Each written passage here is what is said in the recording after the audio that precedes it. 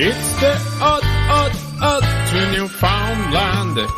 Ghostly greetings from your host, Jonathan. 31 days of Halloween.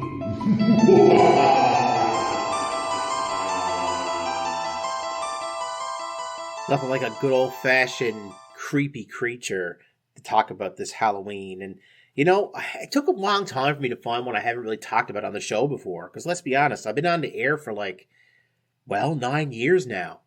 It's a long time. We've covered everything. But there's always a stone unturned. And in the case of the Manananggal, I think I should have left it on top of it. The Manananggal is a creature said to be around the Philippines, an evil, man-eating, blood-sucking monster. It's crazy looking, kind of looks like a dragon. It's described as a hideous, scary, usually female in the stories, and it also is capable of severing its upper torso and sprouting huge bat-like wings to fly into the night in search of its victims. So it can change form. The name comes from the Tagalog word tantangle, which means to remove or to separate, which literally translates as remover or separator. In this case, one who separates itself. The name also originates from an expression used for the severed torsos of dead people. So this creature, it's like a flying gargoyle thing, but its torso's off its legs. So it's really bizarre looking. It is said that they mostly prey on sleeping pregnant women using an elongated proboscis-like tongue to suck the hearts of fetuses or the blood of someone who is sleeping. Because, that's not disturbing at all. The severed lower torso is left standing, and it is said to be the more vulnerable of the two halves. Sprinkling salt or smearing crushed garlic or ash on top of the standing torso is fatal to the creature. What a wimp. The upper torso then would not be able to rejoin itself and will die by sunrise. It is known to hide in the volcanic caves by day and at night search for its prey. Stories go back as far back as 1772, and there's also some old stories of similar creatures without legs that looked like giant bats. Could this be a case of mistaken identity, though, for giant fruit bats and whatnot? Maybe. But here's the kicker. The Manananggal shares some features with the vampire of Balkan folklore, such as its dislikes of garlic and the vulnerability to sunlight. The legend of the Manananggal is popular in the Visayan region of the Philippines, especially in the western provinces of Capiz, Iloilo, and Antique. There are varying accounts of the features of the Manananggal, like vampires, the folklore creatures, and ajwangs. Manananggals are also said to abhor garlic and salt. They are also known to avoid daggers, light vinegar, spices, and the tail of a stingray, which can be fashioned as a whip. Folklore of similar creatures can be found in the neighboring nations of Indonesia and Malaysia. The province of Capiz is subject to focus of many Manananggal stories.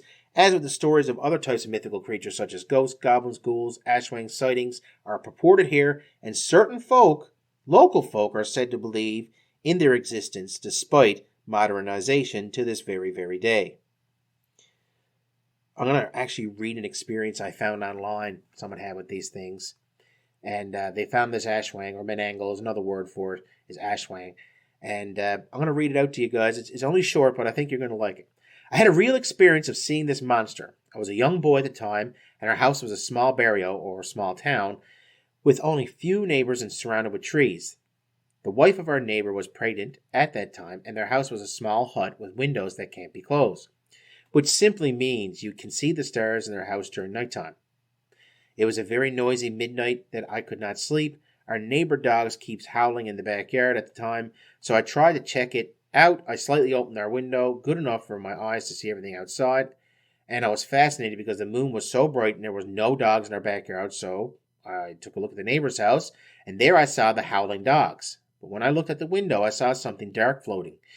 It was like a person floating horizontally facing our neighbor's open window.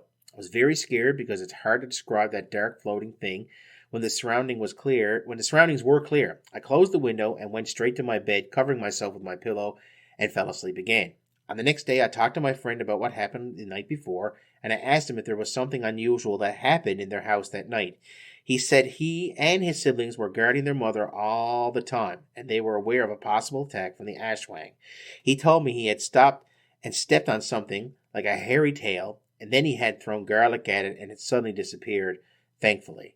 So, just to let you know, the reason why that read so weird is because I actually had to get it translated from and language.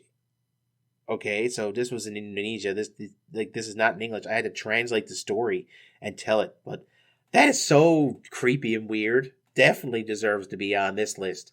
31 Days of Halloween rages on, folks. I hope you're enjoying it. I hope you're not pregnant, and I hope the Manananggal doesn't come to Ashwang and hang out with you. Its name is Ashwang. I mean, come on. What's not to love about this animal? 31 Days of Halloween rages on, folks. Hope to see you tomorrow. Take care. Attention all Podbean, iTunes, Stitcher, and TuneIn radio listeners. The Odd to Newfoundland Paranormal Podcast brings you the best in East Coast esoterica on the first of every month. Together, we can keep it growing by sharing the show on social media, subscribing to the show wherever you may be listening to it from, and by leaving feedback about your favorite episodes. John certainly needs a friend like you to help make his dreams come true, minus the alien abduction dreams. That is not cool at all. The Odd to Newfoundland Paranormal Podcast, always available, always free, always odd.